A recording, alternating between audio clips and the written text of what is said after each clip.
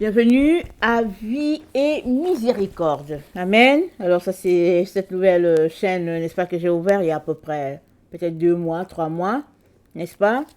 Et dans le but de nous encourager, à ceux-là, n'est-ce pas, qui commencent avec le Seigneur, en train de faire leur premier pas, ou bien à tous ceux-là qui, au fait, n'ont pas une relation n'est-ce pas, un programme déterminé dans leur marche avec le Seigneur, mais qui aimerait quand même, n'est-ce pas, apprendre, aller de l'avant. Alors, le Seigneur m'a demandé d'ouvrir cette chaîne-là. Alors, je l'ai ouverte. Et puis, déjà, c'est vrai, j'ai dit au Seigneur, Seigneur, aide-moi à la nourrir très, très souvent. Parce que si on ne nourrit pas la chaîne non plus, alors ceux-là qui l'écoutent auraient des problèmes, n'est-ce pas? Alors, je viens donc parler, n'est-ce pas, du changement nécessaire quand on commence quelque chose de nouveau. Amen. Que tu sois un nouveau chrétien, ou bien que tu sois un chrétien qui connaît le Seigneur depuis longtemps, mais qui veut quelque chose de nouveau dans ta relation avec lui, il est très très important, n'est-ce pas, que tes pensées puissent suivre. Amen. Que tes pensées puissent suivre ce que Jésus-Christ aimerait pour toi. Parce que les pensées, c'est ce qui nous dirige. Les pensées, n'est-ce pas, pour notre âme, sont ce que les yeux sont pour notre corps. Alors, nous marchons, n'est-ce pas, en direction du focus de notre œil. Alors, si notre œil est sur un focus, n'est-ce pas, c'est en cette direction-là que nous partons. L'exemple le plus frappant, c'est celui de l'enfant qui conduit le vélo. Quand un enfant, n'est-ce pas, apprend à conduire le vélo, pourquoi est-ce qu'il tombe souvent? Il tombe parce qu'il a tendance à regarder à ses pieds pour pouvoir mettre le pied sur la pédale. Alors, il regarde sur le pied pour s'assurer que le pied est sur la pédale et le temps de se rendre compte, le voilà par terre.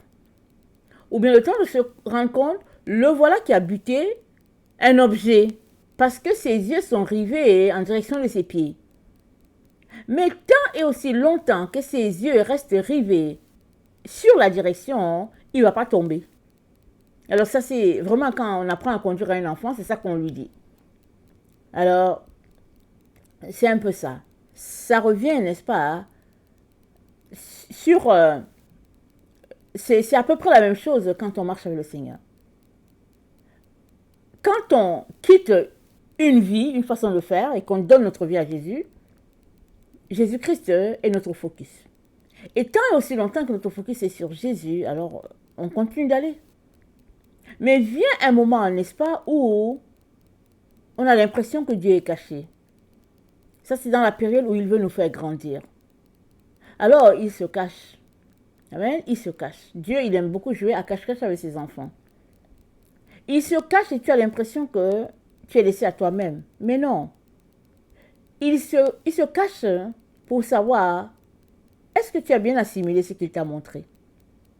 Pour que toi-même, tu puisses te rendre compte de qui tu es au fait. Comment fonctionnes-tu alors que tu as l'impression que Dieu est caché? Dieu n'est pas caché.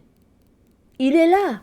C'est tout simplement que il s'est mis un peu de côté pour voir comment tu vas fonctionner. Un peu quand les parents, n'est-ce pas, quand l'enfant commence à marcher, n'est-ce pas, les parents, ils font marcher l'enfant, ils font les 2 pas, etc., etc. À un moment donné, le parent se met en arrière d'un mur et l'enfant cherche, il ne voit pas. Et il se met à chercher. Mais les parents font ça pour, comment on appelle ça, pour que l'enfant exerce ses pieds à marcher ou bien à faire des petites courses avec ses petits pieds. Alors, le parent et l'enfant se mettent à courir dans la maison. Amen. Parce que le parent, c'est un jeu. Le bébé aussi est très content. Mais au fait, le parent, il a un but. Il s'est dit, ok, on va dégourdir un peu ses jambes et puis on va l'aider. Et puis, bon, voilà. C'est un peu ça que Dieu fait avec nous. Pour cela, il est important, n'est-ce pas, que tu travailles au niveau de tes pensées. Et nous avons tous des pensées autres que celles de Jésus et c'est normal. Parce qu'on vient de quelque part Et maintenant, hein, on s'est attaché à lui, on aimerait qu'il nous conduise. Alors, il est important qu'on suive ses conseils. Amen. Ces conseils, donc, commencent donc par nous à laisser de côté notre manière de penser, à penser comme il pense. Alors, le texte que nous avons se trouve dans 2 Corinthiens 10, le verset 4. Amen. Certainement, on connaît ce texte-là. 2 Corinthiens 10, le verset 4, ça dit « Car les armes avec lesquelles nous combattons ne sont pas charnelles, mais elles sont puissantes par la vertu de Dieu pour renverser les forteresses. Nous renversons les raisonnements et toute hauteur qui s'élève contre la connaissance de Dieu et nous amenons nos pensées captives à l'obéissance de la croix. » Nous sommes appelés à amener nos pensées captives, c'est-à-dire à prendre nos pensées, à les amener à l'obéissance de la croix. Mais pourquoi la croix? Parce que la victoire a été acquise à la croix. Et à la croix, il y a une manière de penser qui est différente de la manière que l'être humain pense. À la croix, on pense comme Jésus. C'est-à-dire, c'est l'esprit qui nous dirige. C'est l'esprit de Dieu qui nous dirige. On laisse de côté, n'est-ce pas, nos désirs de la chair. Et on se concentre, n'est-ce pas, à faire la volonté de Dieu, à lui obéir. Alors que nous faisons cela, n'est-ce pas, petit à petit, nous apprenons à penser comme le Seigneur. Nous apprenons à agir comme lui. Et petit à petit, nous laissons de côté nos armes, n'est-ce pas, de chair, qui sont peut-être la colère, la frustration, et puis la jalousie, toutes sortes de comportements. On laisse tout ça. Et nous prenons les armes avec lesquelles Dieu nous demande de combattre. Et ces armes-là, c'est dit que nous avons la ceinture à nos reins. Nous avons à nos reins la vérité comme ceinture. Nous avons à notre tête le casque du salut. À nos pieds le zèle de l'évangile. Ça, ce sont les armes. Ça se trouve dans Éphésiens 6, le verset 10. On a toutes ces armes-là qui sont là. Et en plus de cela, nous avons le sang de Jésus qui nous couvre. Et nous allons, n'est-ce pas, en position de vainqueur, parce que Jésus-Christ a déjà vaincu. À partir du moment où Jésus-Christ a vaincu, il ne veut que nous aider, n'est-ce pas? Il sait que ce n'est pas facile pour nous en tant qu'être humain, il le sait. Il ne veut pas nous laisser, n'est-ce pas, laisser à nous-mêmes dans le désarroi. Il ne veut que t'aider. Alors, est-ce que, alors que tu as l'impression qu'il est caché, et que tu as besoin d'aide, est-ce que tu lui demandes son aide ou bien tu te dis, ok, moi je vais y aller par mes moyens? Amen. Très très souvent on se dit, ok, je vais me débrouiller. Et en allant nous débrouiller, on fait toujours des gaffes. Que dirions-nous de laisser de côté la volonté de se débrouiller et de dire au Seigneur Jésus, au secours Seigneur, je n'arrive pas, j'ai besoin de ton aide. Amen. Et le Seigneur va nous aider. Il va nous amener, n'est-ce pas, à penser, n'est-ce pas, selon l'intérêt de Dieu, pas notre intérêt.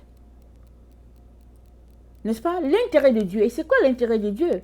L'intérêt de Dieu, c'est l'amour. L'amour pour nous tous. Alors, avant de poser une action, il est important que tu te demandes si c'est une œuvre d'amour envers ton prochain, parce que nous sommes le corps du Christ. Amen. Nous sommes le corps du Christ. Nous ne sommes plus des personnes isolées. Nous sommes unis par l'Esprit de Dieu. Et c'est comme ça que notre pensée, n'est-ce pas, devrait évoluer maintenant.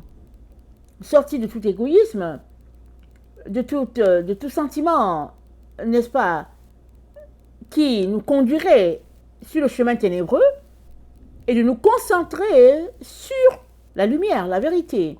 Alors c'est ça que Dieu attend de chacun d'entre nous, n'est-ce pas? Et c'est volontaire. Il ne va pas nous forcer, mais il nous encourage, n'est-ce pas, à aller de l'avant.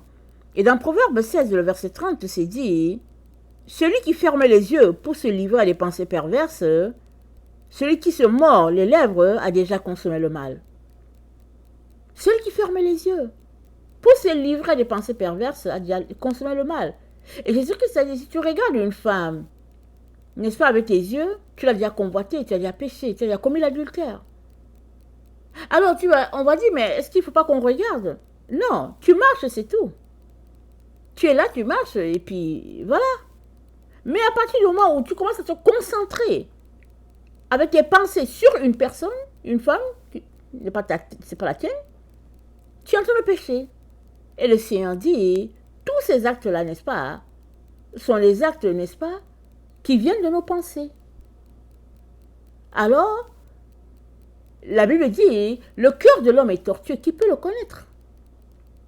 Dieu seul sonde les cœurs et les reins. Et il veut nous conduire à destination. Et il nous dit de venir avec nos pensées, il va nous aider à les changer. Depuis combien d'années as-tu marché dans les pensées, n'est-ce pas, du monde? Depuis combien de temps? N'est-ce pas, fonctionnes-tu selon les normes de la société? Et puis subitement, voilà, tu as donné ta vie à Jésus. Et gloire à Dieu, c'est une bonne chose. Mais tu as besoin aussi de changer les pensées pour ne pas retourner à pratiquer ces choses-là que tu faisais par le passé. Rien n'est impossible, n'est-ce pas? À Dieu de te changer. Si tu le veux, n'est-ce pas? Ouvre la bouche et dis-lui, Seigneur, aide-moi à changer mes pensées. Aide-moi à aligner mes pensées selon toi. Et le Seigneur ne veut que cela pour t'aider. Amen. Que le Seigneur bénisse sa parole, n'est-ce pas? Et que sa gloire soit manifeste sur chacun d'entre nous. Et que nous ne puissions pas nous décourager. S'il arrivait que nos pensées sont en dehors de ce que Jésus-Christ attend de nous, ne nous décourageons pas. Amen. Ne nous décourageons pas. Venons devant Dieu pour dire, papa, aujourd'hui encore je suis tombé. Voilà, papa, j'ai raté ça encore aujourd'hui. Et il va te prendre, n'est-ce pas, par la main, et il va encore t'aider. Parce que c'est un père plein d'amour. C'est pas un père qui frappe sur la tête de son enfant parce que son enfant est tombé. Mais non. Il veut t'aider à ne plus tomber. Alors, il t'invite à venir bâtir ta relation avec lui et puis il va te montrer comment. Amen. Que le Seigneur bénisse sa parole et que sa gloire resplendisse, n'est-ce pas, sur chacun d'entre nous. Amen. Alléluia. Amen.